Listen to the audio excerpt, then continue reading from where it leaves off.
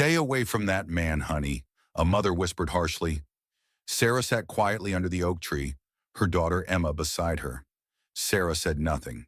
She simply offering half a sandwich to an elderly man with a gray beard and a worn jacket.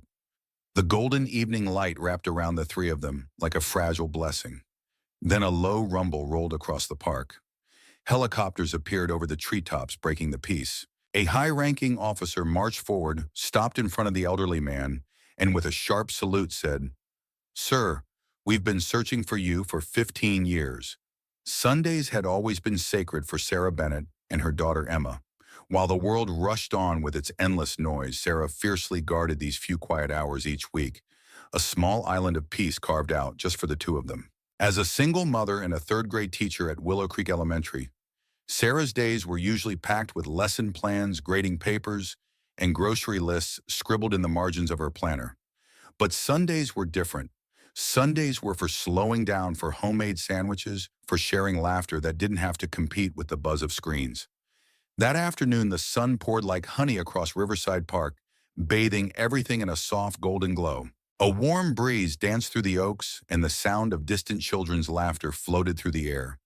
Sarah spread a faded blue blanket under their favorite old oak tree, a tree that had witnessed years of their giggles, whispered secrets, and spontaneous games of I Spy. Beside her, little Emma, 7 years old, with hair the color of wheat in the sun, unpacked their lunch with solemn care, as if handling treasures. Turkey sandwiches wrapped in wax paper, crisp apple slices, a jar of homemade lemonade, and 2 oatmeal cookies for later. It should have been just another ordinary Sunday. It almost was. As Sarah sliced open the sandwich halves, her gaze drifted across the park. That's when she saw him sitting alone on a splintered bench about 30 yards away, was an elderly man. His gray beard was untamed, his jacket worn thin at the elbows, and his shoes dusted with the weary patina of someone who had walked too many lonely roads. He wasn't doing anything, just sitting there staring into the distance, as if seeing something far beyond the horizon. In a park full of families, joggers, and laughter, he sat like a ghost. Nobody wanted to acknowledge. Sarah noticed the subtle ripple that followed him. Joggers veered off course to avoid passing too close. Parents tightened their grips on their children's hands. Conversations lowered to whispers as people threw cautious glances his way. The distance around him wasn't physical, it was emotional, a wide berth built of assumptions and fear. Emma noticed too. Tugging gently at her mother's sleeve, she asked in a small voice, "Mommy, why is that man all alone?" Sarah's heart clenched at the question. In a world that moved too fast to notice the broken, she could see the answer clearly. But instead of answering right away, she watched the man sag in his shoulders, the careful way he clutched a battered plastic water bottle like it was the only thing he owned. She smiled gently at her daughter. "I think maybe he's just waiting for someone to be kind," Sarah said softly. And in that single heartbeat, without thinking of judgmental stares or whispered warnings, Sarah decided today they would be that someone. Sarah folded a sandwich into a napkin while Emma, with the solemnity only a child could have, chose the ripest apple slice and tucked it alongside. Together they approached the man who sat alone beneath the sprawling oak. Each step they took seemed to draw invisible lines of judgment from the surrounding parkgoers. Sarah felt the weight of their stares, sharp, disapproving, almost warning. But she kept walking, one foot in front of the other, shielding Emma slightly behind her.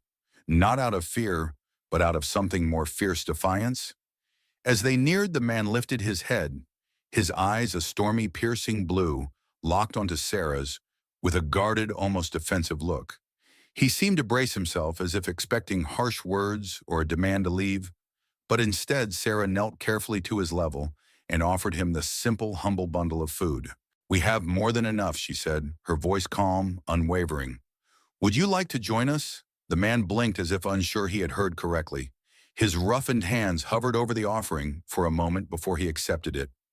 With surprising gentleness, nodding once in silent gratitude, Sarah led him back toward their picnic blanket beneath the oak, where Emma sat cross-legged, swinging her legs and smiling up at him with the pure, unfiltered kindness only a child could offer. He lowered himself slowly onto the edge of the blanket, moving with a care that spoke of old injuries and older memories. No one said much at first. Sarah poured him a cup of lemonade, and handed it over without ceremony. Emma, giggling, pointed out a ladybug crawling across the blanket, shattering the heaviness with innocent wonder. Around them, the atmosphere in the park thickened. Murmurs rose. A woman at a nearby picnic table shook her head in visible disapproval. A father subtly pulled his children farther away, casting dark looks towards Sarah as if she had endangered her daughter by inviting a stranger to share their meal. Still, Sarah refused to meet their eyes. She focused instead on their guest on the way. He ate the sandwich with slow, deliberate bites, as if he hadn't been given food freely in a long, long time. His hands trembled slightly, not from fear, but from something deeper. Exhaustion, perhaps, or a lifetime of carrying burdens no one could see. Emma leaned towards Sarah and whispered, "Mommy, why does he look so sad?" Sarah swallowed hard. "Maybe," she said softly, "because sometimes it's been a very long time since anyone sat with him." They didn't press the man for his story. They didn't ask where he had come from or why he looked so lost. They simply were there. A mother, a daughter, and a man whose name they didn't yet know sharing food shade, and a tiny pocket of grace in a world too often unkind. And somewhere deep inside the silence between them, something fragile and beautiful began to stir. For a while, it almost felt like the rest of the world didn't exist. Sarah, Emma, and the elderly man still unnamed shared their quiet corner of the park, insulated by the spreading arms of the old oak tree. The man ate slowly, savoring each bite, as if the sandwich was not just food, but something rarer, a reminder that he was still seen, still human. But peace, like anything fragile, was easily disturbed. Sarah noticed them first, the watchers. A woman sitting nearby, perched primly on her picnic blanket, angled her phone toward them under the guise of taking a selfie. But the lens was not pointed at herself. It was aimed squarely at Sarah's little group. The woman whispered to her husband loud enough that Sarah could catch fragments. "Can you believe she's letting her kid near that? What kind of mother does that?" Sarah's stomach twisted, but she said nothing. She simply refilled the man's cup with lemonade and handed him a cookie from their basket, as if their simple kindness was shield enough against a world quick to judge. Other whispers followed. A jogger slowed his pace openly, staring. A group of teenagers snickered, one nudging another to look. Someone, Sarah wasn't sure who, snapped a photo. The telltale sound of a phone camera shutter slicing the air. She could feel the ripples spreading now. Not just judgment, but something worse, mockery. In a society trained to turn pain into spectacle, to mistake compassion for foolishness, their small act of decency had somehow become a public curiosity. The elderly man noticed it too. Sarah saw the subtle shift in his posture, the way his shoulders tensed, the way his eyes, once soft and uncertain, hardened again into a distant stare. He folded the remaining half of his sandwich carefully back into the napkin, as if preparing to leave, to retreat back into invisibility. Emma, sensing the shift without understanding it, scooted closer to him and offered a bright, innocent smile. "Would you like another cookie?" she asked. The man hesitated just for a moment, and in that tiny hesitation, Sarah recognized a lifetime of wounds. Wounds that had taught him not to trust kindness, to expect that it always came with strings attached, or worse, with hidden cruelty. Before he could stand, Sarah gently laid a hand on the corner of the blanket. "You're welcome to stay as long as you like," she said softly. "You don't have to leave because people don't understand." The man's weathered hands trembled slightly as he picked up the second cookie, holding it like something precious. Across the field, Sarah saw the woman with the phone laughing as she showed their picture to another couple. She could almost imagine the caption that would accompany it if it were posted online. Something cruel, something small-minded. But Sarah didn't care. She had made her choice, and sometimes she thought doing the right thing meant being willing to be misunderstood. The warm afternoon sun had begun its slow descent, stretching long golden fingers across the grass. The peaceful rhythm of the park seemed to resume, but something unseen was already stirring beyond the horizon. Sarah was gathering the empty lemonade cups when she noticed it, a jogger, passing by, slowing sharply as he caught sight of the elderly man sitting with them. The runner wore a faded Marine Corps t-shirt, its once bold emblem softened from years of use. His eyes narrowed in recognition, his steps faltering. He looked again, harder this time, at the patch of worn fabric the old man clutched like a talisman. The jogger's face paled slightly. Without a word, he took off his pace, urgent, cutting across the field and disappearing into the parking lot. Sarah blinked, unsettled. She glanced at the man beside her, still sitting quietly, his gaze never straying far from the tree line, as if half expecting danger to appear at any moment. He shifted slightly, and for the first time, Sarah caught a clear glimpse of what he held, a tattered military patch. The stitching faded but unmistakable 4th Marine Recon Task Force Echo. Her heart skipped a beat. The insignia seemed important, heavy with meaning, but Sarah wasn't versed enough in military matters to grasp its full weight. She smiled gently at him, keeping her voice casual. "My father served in the Marines too," she said softly. "He never talked much about it." For a long moment, the old man said nothing. Then, with a voice rough from disuse, he murmured, "I was there, and then I wasn't anymore." The words hung in the air between them, raw and cryptic, carrying a sorrow too deep for explanation. Sarah didn't press. She simply nodded, letting him know that she heard him, really heard him, even if she didn't understand the whole story.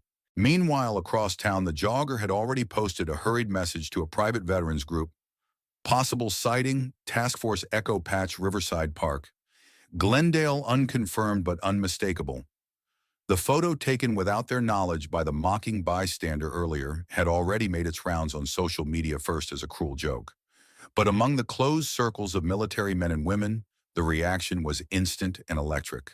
Because if the jogger's hunch was correct, the man sitting quietly under an oak tree wasn't just a forgotten veteran. He was someone the military had been searching for over a decade. Someone whose story had never truly ended. And without even knowing it, Sarah and Emma had just brought a ghost back into the light. The distant rumble started as a low vibration beneath Sarah's feet, almost imperceptible against the rustle of leaves and the distant laughter of children. But within seconds, the sound grew into a powerful roar that swallowed all other noise. Emma looked up, eyes wide, as two Black Hawk helicopters emerged above the treetops, their rotors chopping the golden afternoon into swirling currents of wind and dust. Sarah instinctively pulled Emma close. The park, once a sanctuary of quiet picnics and playful squeals, transformed in an instant into a scene of military precision. The first helicopter dipped low and hovered over the open field, its downdraft bending tree branches and sending napkins. Napkins and stray sandwiches soaring through the air like confetti. Families scattered in surprise, mothers called to frightened children, and joggers skidded to a stop, craning their necks skyward. From the ramp of the second helicopter, 4 soldiers in full combat gear leapt onto the grass landing in staggered formation. Their boots pounded the earth as they fanned out weapons, shouldered, scanning the surroundings with trained intensity. The golden light glinted off their helmets and the polished insignia on their chests, creating a stark contrast with the civilian world around them. Sarah's breath caught in her throat. She recognized the emblem on their uniforms, Marine Special Operations Command, before she even understood why it felt so familiar. Beside her, Emma pressed her small hand into Sarah's side, trembling, as she watched the soldiers move with purpose and urgency. Then came the officer. He emerged from the helicopter doorway, alone, his dress uniform immaculate metals sparkling in the sunlight. He strode forward with measured steps, face set in a mask of respectful determination. The soldiers parted to clear a path, their eyes fixed on the elderly man, still seated on the blanket where Sarah and Emma had placed him. As the officer approached, the world seemed to hold its breath. Park-goers huddled behind picnic tables and benches, peeking out with a mixture of fear and awe. The officer stopped exactly 3 paces from the man, raised his right hand in a flawless salute, and spoke in a clear, resonant voice that carried across the field. "Colonel Matthew Grant, sir," he announced, "permission to escort you home." Silence fell like a curtain. The man on the blanket, once invisible, once dismissed as a stray veteran, rose slowly to his feet. His weathered face, framed by that gray beard and worn jacket, seemed almost to glow with the flicker of recognition. He returned the salute with trembling precision, shoulders straightening as if years of burden lifted in that single moment. Sarah closed her eyes, tears pricking. In one extraordinary instant, her small act of kindness had triggered a chain of events echoing back through time, bringing a lost warrior once forgotten safely back into the fold of a grateful nation. The echoes of the past had finally found their voice. Sarah still sat on the faded blanket as the military officer approached her, his dress uniform immaculate against the late-day glow. Beside him, a uniformed chaplain carried a small presentation folder. Emma hovered close, her eyes wide. "Ma'am," the officer began, voice low and respectful. "I'm Lieutenant Colonel Hayes, U.S. Marine Special Operations Command. I want to personally thank you." He paused, glancing at the elderly man, Colonel Matthew Grant, who stood straight, shoulders squared. Now that his identity was known, your willingness to share a meal to see past his scars and his silence brought him here today. 10 years of searching through intelligence reports and cold trails couldn't do what your simple act of humanity did in 5 minutes. Sarah felt a flush of modest pride and disbelief. "I didn't do much," she managed. "We just shared lunch." Hayes shook his head. That lane of kindness cuts deeper than any formal search. Colonel Grant had hidden himself so completely that we feared he had given up on this world. You reminded him he still belonged. The chaplain stepped forward and handed Sarah a letter of appreciation, encased in a crisp Marine Corps certificate. Emma peered over her mother's shoulder at the embossed seal. Sarah's heart pounded as she read the words, "For exemplifying compassion and restoring dignity to a warrior lost to his own memories." Meanwhile, Colonel Grant accepted Hayes's arm. His eyes, once distant, held a glimmer of something neither pain nor guilt could extinguish, a trace of hope. "Sir," he whispered, "thank you for finding me." Hayes simply nodded. Over the next few hours, preparations began to guide Grant gently back into civilian life. One, medical evaluation and counseling. At a nearby VA clinic, Grant underwent a thorough physical and mental health assessment. He met a kindly psychologist who listened without judgment, allowing him to begin untangling a decade's worth of grief and survivor's guilt. 2. Administrative reintegration. Military personnel helped him update his benefits, reinstate his rank, and secure housing. A modest apartment, unfurnished, intentionally simple, awaited him, symbolizing both a fresh start and the humility he carried to the private reunion ceremony. That evening, a small gathering was held under the same oak tree. A handful of fellow Marines, some home on leave, quietly saluted as Hayes presented Grant with his original reconnaissance patch meticulously restored. The oak's branches bore witness to their subdued celebration. Laughter, tears, respectful nods. 4. Community outreach. Sarah and Emma were invited to a local veterans center the next morning, where they helped serve breakfast to other older vets. Grant watched, silent but attentive, as people smiled and thanked Sarah again, reinforcing the ripple effect of her kindness. 5. First public appearance. Within days, Grant agreed to speak at a private gathering of Task Force Echo families. His voice trembled at first, then grew steadier as he described that Sunday afternoon when two strangers sat with him under the oak. His gratitude was not only for rescue, but for rediscovery, a reminder that even ghosts can find their way home. By the end of the week, Colonel Matthew Grant had taken his first true steps back into the world he thought he'd lost. And for Sarah and Emma Bennett, the knowledge that an extra sandwich and a moment of compassion could heal a wounded warrior became a story they and their town would never forget. A week after Colonel Grant's quiet return, the town gathered again at Riverside Park, this time for a different kind of ceremony. Beneath the sprawling oak that had witnessed so much, a small crowd formed around a simple wooden bench. Its surface was smooth, freshly sanded, and stained a warm chestnut hue. On its backrest gleamed a bronze plaque engraved with 3 words, "Kindness Bench Lieutenant." Colonel Hayes stepped forward and tapped the plaque respectfully. "This bench," he announced, voice carrying across the hushed gathering, "is dedicated to every small act of compassion that makes us human. May anyone who feels unseen find a place here." He nodded at Sarah and Emma Bennett, who stood side by side, their faces lit by late afternoon sun and quiet pride. Sarah reached down, tracing the letters with her fingertips, while Emma tucked a sprig of wildflowers into a crack in the bench's armrest. Around them, veterans, park staff, and neighbors applauded softly. A few wiped away tears, some from memory, others simply moved by the reminder that kindness can shift even the heaviest shadows. In the days that followed, the transformation was subtle but unmistakable. Joggers no longer skirted the bench at a cautious distance. Instead, they paused to tie shoelaces or catch their breath. Their parents coaxed shy toddlers to climb onto its seat, and teenagers left half-finished iced coffees beside it For the next weary stranger, local volunteers began to leave discreet baskets of snacks and water bottles beneath the oak, each labeled for anyone in need. A small bulletin board appeared nearby where people posted notes, looking for a friend, sit here. Share a story, you matter. Even the mocking bystander who once photographed Sarah Emma and Grant returned one afternoon. He hesitated at the edge of the clearing, then walked over, eyes downcast. Without a word, he sat on the kindness bench and pressed a crumpled apology toward Sarah. She accepted it with a gentle nod and an invitation to sit beside him. At sunset, Grant himself often came back.